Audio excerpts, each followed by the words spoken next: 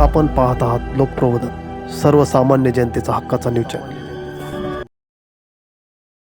दुर्गा अष्टमी निमित्ताने श्रीसूक्त पठणाचा कार्यक्रम उत्साहात संपन्न झाला।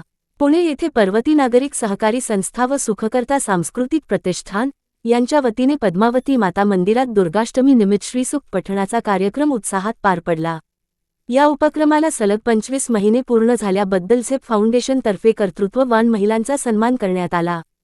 ज्येष्ठ अभिनेत्री लीला गांधी, ॲडव्होकेट अनुश्री पुराणिक, साक्षी कांबळे, विश्वजित मोरे व अद्वैत पाटील यांना सन्मानपत्र देण्यात आले।